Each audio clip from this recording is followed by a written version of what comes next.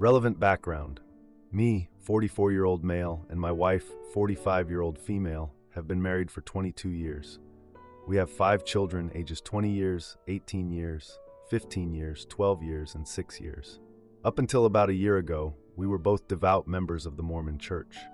Last July, I deconstructed Mormonism. My wife and children remain devout members.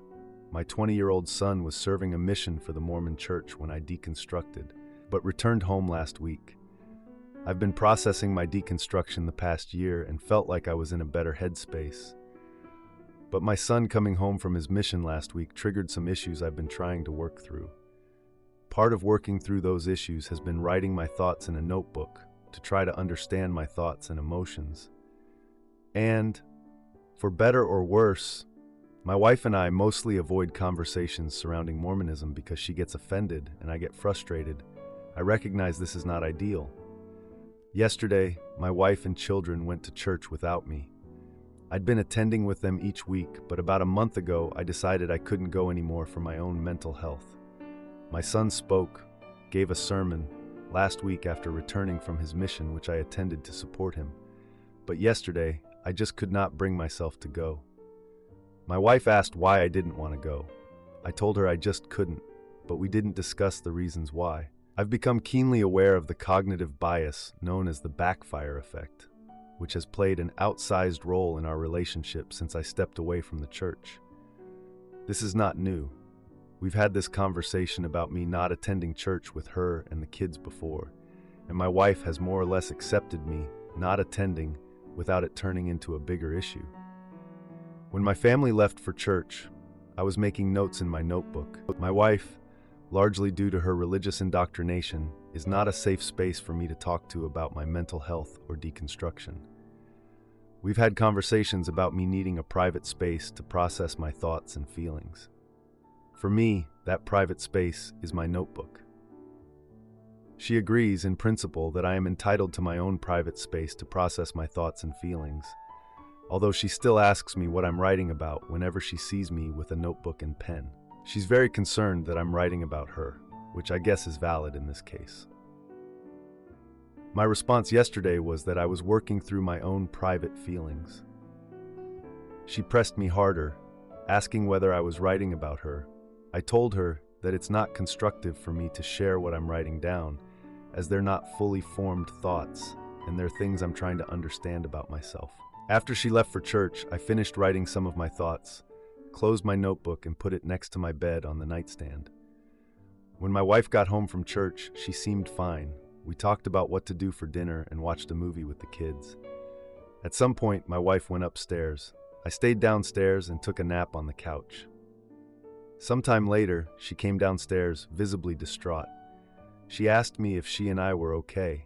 I told her we were. She asked if I really loved her and wanted to be married to her. I assured her I did. She's been insecure about our relationship since we got married. My faith transition has exacerbated her insecurity, so I didn't think too much of our exchange. She frets often about our relationship and has asked me these same questions more times than I can count. However, the rest of the night she was detached and crying on and off, but wouldn't tell me why. When we went to bed, she asked me some questions that felt like they were out of left field. For example, "You left the church. Why wouldn't you change your mind on me too? Do you even want to go with us to drop the kids off at college? Are you sure you're okay with the vacation I planned in October? We don't have to go if you don't want to. I've told her repeatedly that I want to go," etc. When she left for work this morning, she was uncharacteristically cold to me. After she left, I realized that the questions she was asking aligned with some of the notes I'd made in my notebook. It's the only thing explaining her behavior and the questions she was asking. By way of explanation, I was attempting to list the things about my spouse's values and personality that made my faith deconstruction difficult. It was not intended to run her down or belittle her, or even to create a laundry list of all her flaws. I make it a point not to bring up character flaws or personal grievances with my wife when we argue, as I appreciate that people in glass houses shouldn't throw stones. These were my own private thoughts, trying to understand my own feelings surrounding my marriage and deconstruction, and my attempt to process through them. My wife has lots of wonderful qualities. I love her and want to remain married. However, certain aspects of our relationship dynamic, which has been largely informed by our formerly shared religion, have been and continue to be difficult for me to navigate now that I've left the faith. Below are a few of the things I'd written down verbatim that I think were probably the most problematic for her. Lack of empathy. Cannot understand people with differing perspectives and does not want to try.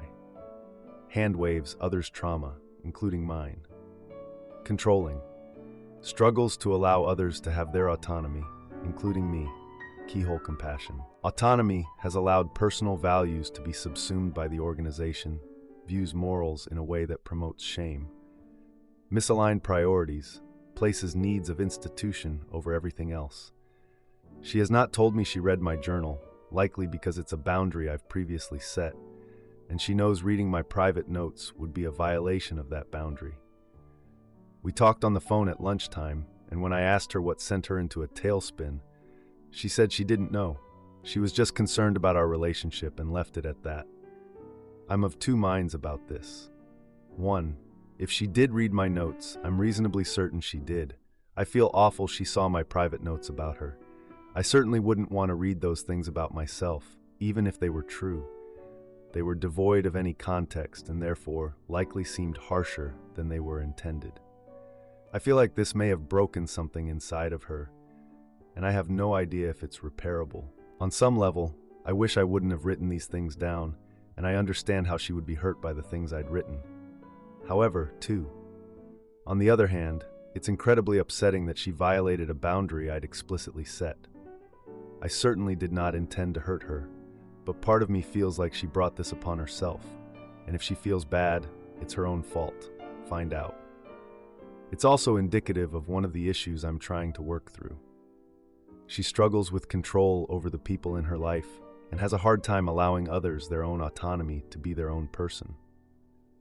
Her insistence on knowing every thought that comes into my head is a part of her struggle with my autonomy.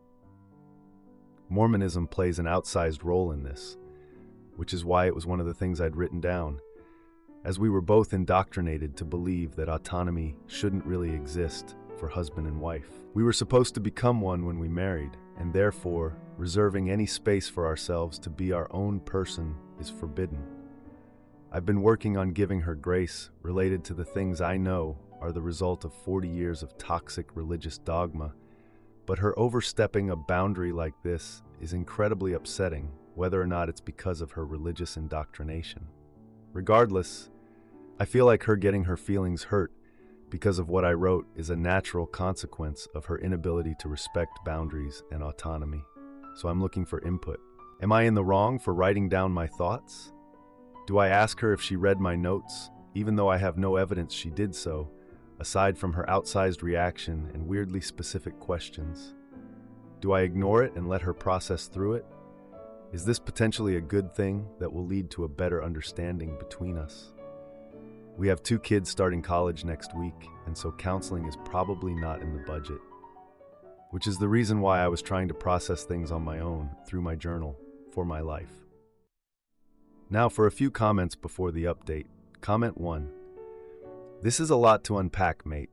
I think you need to have a deep, no-holds-barred conversation about religion and why you left, and then an even deeper conversation about what that means for you, her, and your children. In her mind, she is probably scared that the figurehead of her family, if my understanding of Mormonism is correct, has left the church and now no longer wants to be a part of it, which was a core pillar of her family and her life. If that can change, then maybe divorce could be on the table too.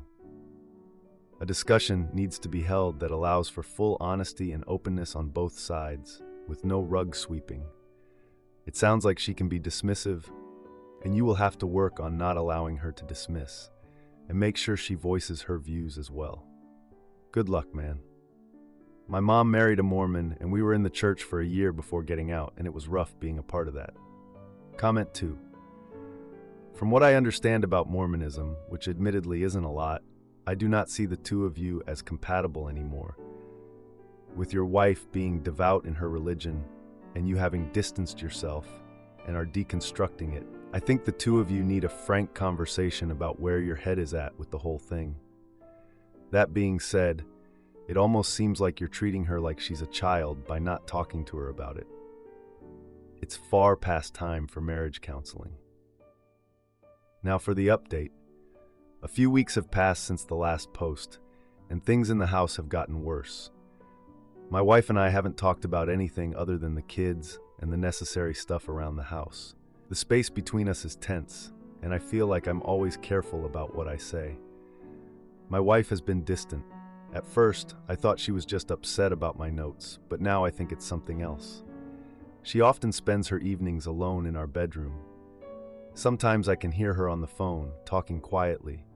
I can't make out the words, but I know she's talking to someone. Family dinner night came around last week. I thought it might lighten the mood a little. Try to get the family back together. I made some jokes, tried to get everyone laughing.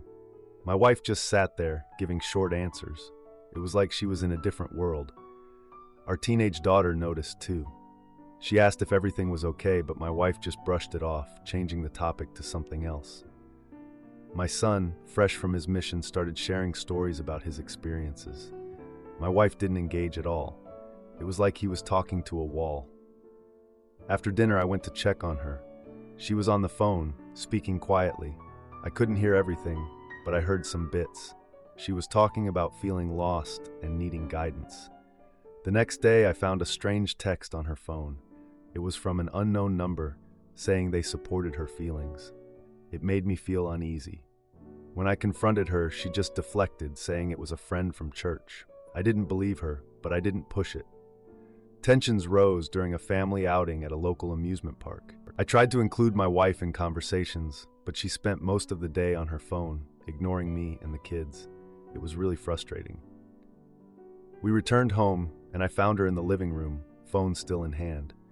I asked her to put the phone down and talk, but she snapped back, saying I wouldn't understand. I decided to go for a walk to cool off. I took my notebook with me. When I returned home, the living room was empty, and I found a note from my wife saying she needed space. It was really painful. One evening, my daughter texted me asking if I knew about a secret meeting planned for the following weekend. I was confused, so I questioned her. She reluctantly revealed it was a church gathering for my wife. That hit me hard. I decided to attend the gathering, hoping to find some answers. At the gathering, I saw my wife talking to an old friend who had left the church. I overheard their conversation about freedom and living authentically. It made me uncomfortable. I left quietly, but not before noticing their hug. The next day, I reached out to this old friend to understand what was going on. He told me my wife had been questioning her faith and felt trapped. My frustration built up because it felt like my wife was confiding in someone else. I decided to take action. I set up a surprise family dinner to confront the situation directly. I invited all our children, and the atmosphere was tense. As the dinner progressed, I addressed my wife about her recent behavior in the meeting. She deflected at first, but eventually admitted she felt lost and uncertain about everything. I revealed that I knew about the hug. Instead of breaking down, I stood firm, suggesting we both need to be honest. She went quiet after that. Then I surprised everyone by announcing that I was considering moving out for a while. The shock on my wife's face was clear, and our kids exchanged worried glances. The dinner ended in heavy silence, and I left the table. I sent a final text to my wife, letting her know I wanted to have a serious conversation about our future. I plan to stay with a family member for now. Everything is open-ended, but I feel like we've established some clear boundaries. Edit, my wife and I are still living apart, focusing on ourselves and our kids. I found out the texts on her phone were from a former friend who left the church and isn't a good influence. I've spoken to her about this. She says she needed someone to talk to, but I don't trust this person. The kids have adjusted well, and my daughter is in a stable relationship. I'm trying to be more open with my wife and trust her more. Am I the idiot for stopping my wife's foot massages after 14 years and discovering her affair? I have been with my wife for 14 years, married for 5, and we have 2 kids who are 4 and 7 years old. When we met, I told her I am very affectionate and I like to cuddle. She was affectionate as well when we met, but over the years, things have become pretty much intolerable. For the last 3 months, I have been keeping track of her behavior towards me. I stopped giving her kisses about 2 months ago, just to see how she reacts, and she didn't notice. A month ago, I stopped giving her hugs and pretty much stopped touching her, excluding small gestures like touching her back or shoulder as I walked past her. She didn't notice. Only when I didn't give her the foot massage that I have given her for the last 14 years, pretty much every evening, did she ask why I am mad at her. For the last 5 years, she hasn't initiated any sort of intimacy, whether that be intimacy, kissing, hugs, or anything. When I kiss her, she says, "What's this about?" which indicates that she has no interest in me kissing her. For the last 4 months, I have been drowning in my thoughts about ruining my life by getting with her and having kids with her. Now I'm stuck. I have talked to her about these things and told her how I feel, but it's pretty much always the same. I am at fault, I am needy, I am this and that. She never acknowledges that she may have some faults as well. I am not perfect, but I pull my weight. I do chores, and I would happily help her more, but she doesn't allow me to. I make things my way, and that's not okay. It's her way or the highway. I make a bit more than she does, and I pay more on a monthly basis, and if the kids need anything, I am the one paying, and I'm fine with it. I try to take care of the kids as much as she lets me, but she never wants to be away from the kids for more than 2 days in a row. There have only been 2 weekends since our second child was born, when she gave me permission to take the kids on a weekend trip to my parents' house. She never wants to be alone with the kids. So once a year, I get to leave the house for a weekend with my buddies. It's basically just us 4 hanging out every day. I'm exhausted, tired, and lost. She complains about things like being tired and gaining weight, but when I try to help her with it, she just declines because I don't know anything. When I point out that her diet is the reason for her problems, she just scoffs and ignores me. I have been tracking my eating and exercise for almost my whole adult life. I'm not super strict about it, but I am in pretty good shape and always have been. I have never cheated, never even touched another woman, and never even had the urge. But for the last few weeks, I have been having vivid dreams about cheating. And when I wake up, I feel so guilty. This became a bit of a rant, but my main point is, what else can I do?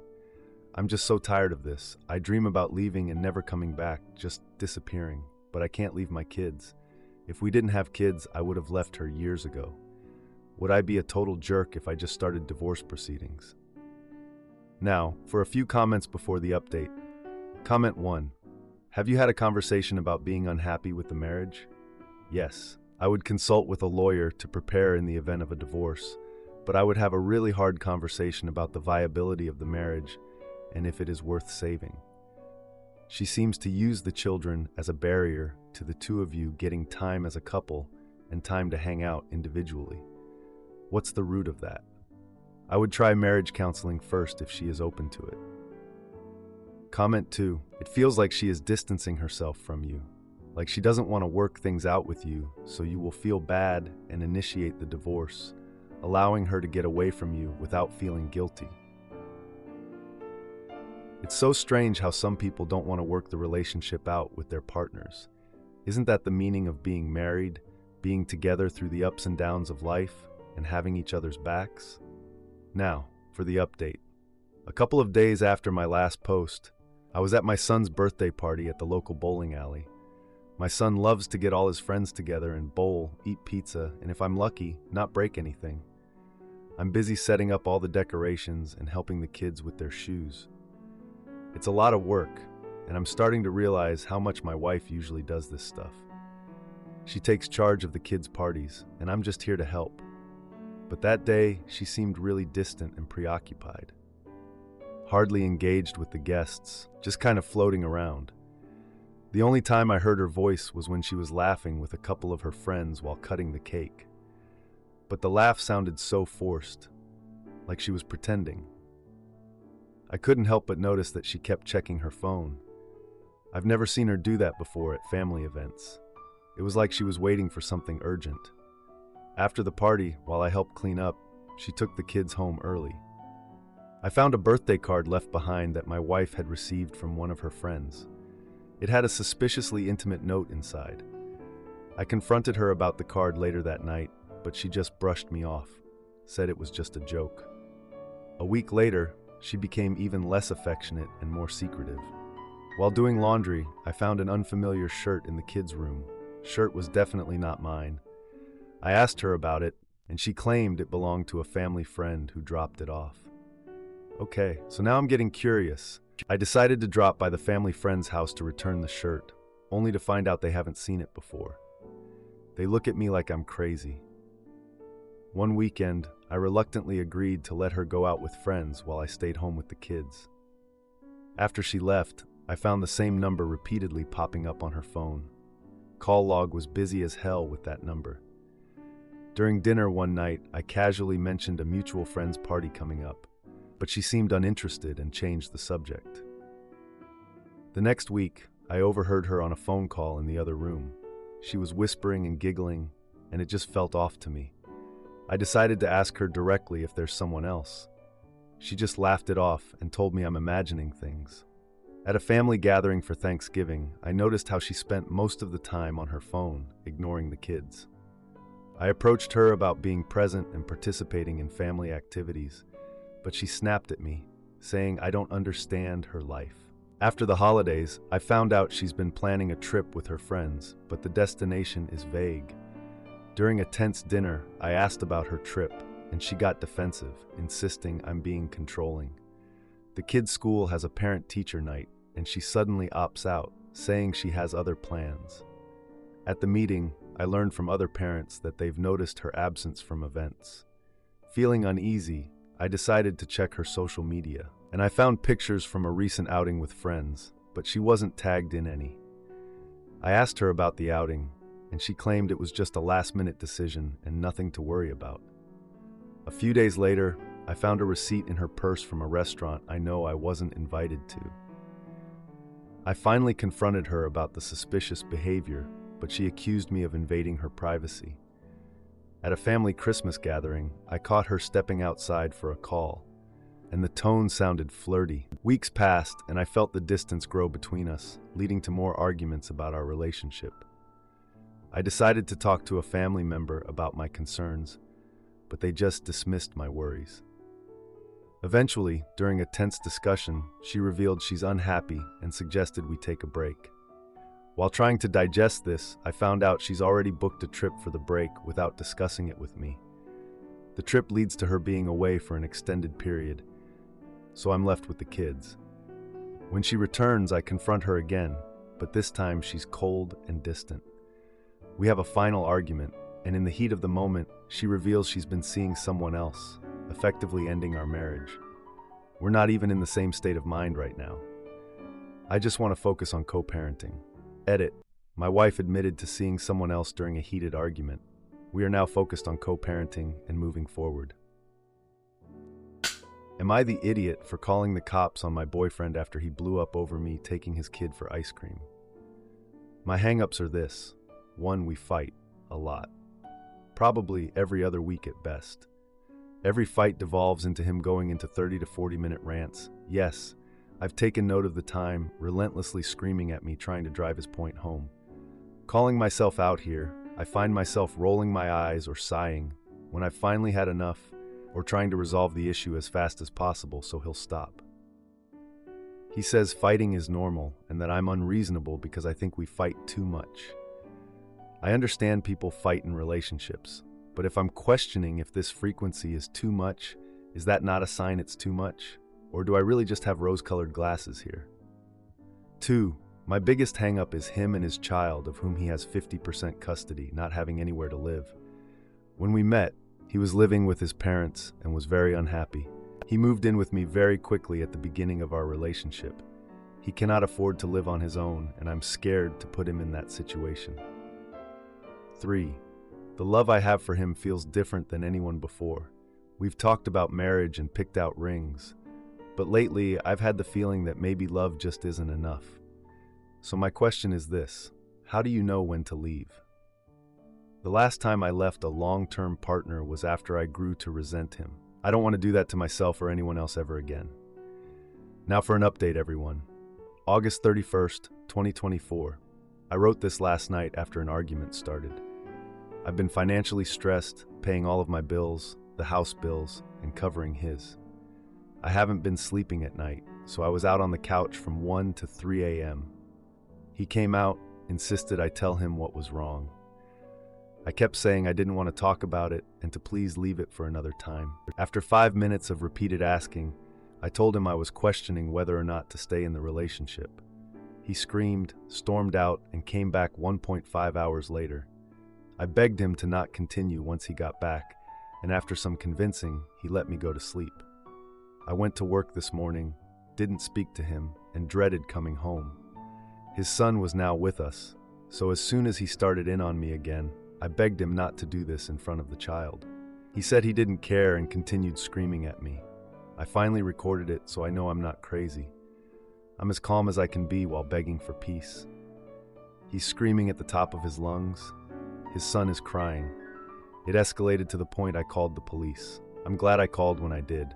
It didn't progress past property damage and tears. I called his mom and organized for him to go back to her house. I'm done. Today was the first time I've told anyone in person about our problems. I called my aunt, and she immediately hopped in the car to drive 6 hours to me. My sister now knows. I'm going to be okay. Now, for a few comments before the update. Comment 1. Ponder this. You linked the emotion of love to picking out rings. I've seen multiple miserable couples act almost high during their engagement only to divorce soon after. The behavior of getting rings created a feeling that looked like intoxication, happily ever after, and all that spins people out. Open your eyes. He was miserable and cannot provide for himself or a child. So he not only moves in with you, but starts the ring talk. Have you considered he knows exactly how this will make you feel? He spiked your heart the way a predator spikes a drink. Sober up and get away from this guy. Emotions are not accurate, and the intensity of the fighting is confusing your mind as it imagines it must mean you deeply care for each other. It doesn't.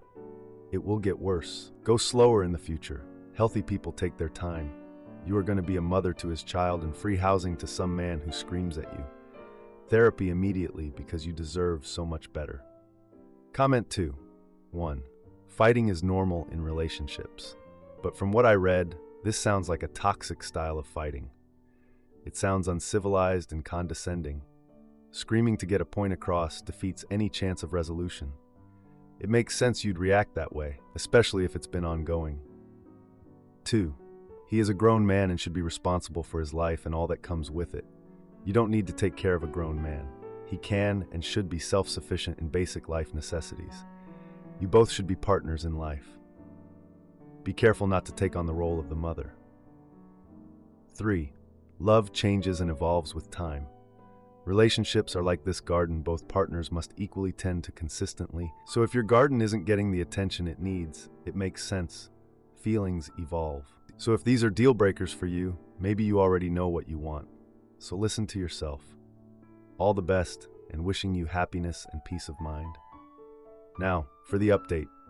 It's been 3 weeks since the last big fight with my partner. Things have been so awkward at home. Like, not even the good kind of awkward where you can laugh it off. Just uncomfortable silence and avoiding each other. So I thought, maybe I can do something nice and take my partner's 7-year-old son out for ice cream. I figured he could use a little fun, and maybe it would bring some normalcy back into our lives. Also, I felt bad because the kid had been missing out on some family stuff, and I know he loves ice cream. So we went, and he seemed like he was having a good time, all smiles and stuff. We got home, and my partner was waiting for us, pissed off. He went off about how I'm trying to steal his son, and how he's not even allowed to do anything without consulting him first. Like, bro, it's ice cream, not a trip to Disneyland. I told him I just wanted to spend some time with his kid because he's been missing out on stuff, and my partner has been so busy with work and looking for a new place. So yeah, I get why he was upset, but come on, the kid is sad and needs some attention. But no, my partner just started yelling about how I try to control everything and how I'm not his kid's mother and stormed off. I mean, who even talks like that? A couple of days later, my partner called me, asking for help to get his stuff from his mom's house. He said he needed my truck, and honestly, I was just so fed up with all of it that I said fine. So I drove him over, but the whole trip was just silent. Not a word was said. When we got to his mom's house, I noticed his ex-girlfriend's car parked in the driveway. As soon as my partner saw it, he got all defensive, saying she just dropped off some old stuff. I stayed in the car while he went inside, and after about 10 minutes, I started to feel uneasy. So I knocked on the door and walked in, and there was his ex, sitting on the couch, laughing and chatting with him like they were BFFs or something. I confronted him about why she was there, and he just brushed it off like it was nothing. I mean, come on. So I got angry, told him I was not in the mood for his BS, and I needed some space to think. So I left to go to my aunt's house. My aunt welcomed me in and listened as I unloaded everything on her. I even told her about the ex being at his mom's house, and she was like, oh hell no. So after leaving my aunt's, I decided to take a break from social media. I had been posting everything on there, and I felt like I needed to focus on myself for a bit. So I did that. I spent more time on my hobbies and all that stuff, trying to find some clarity on what I wanted. During that time, I noticed how often my partner was reaching out. It was like he was blowing up my phone, but I kept my distance. I needed to focus on me for a bit. A week passed, and I got a message from him asking if we could meet up. I agreed and figured a local diner would be a neutral setting. So we sat down, and he seemed different. Not all angry and yelling. He was calm and collected. He admitted that he had been stressed about finances and the living situation. I mean, who wouldn't be? It's tough out here, but he didn't want to show it because he thought it would make me think the relationship wasn't worth it. I listened as he talked, but I made it clear that I wasn't okay with how he handled things. The whole ex situation and everything. He promised he would figure things out and show me that he could handle responsibilities. I was skeptical, but willing to see where this went.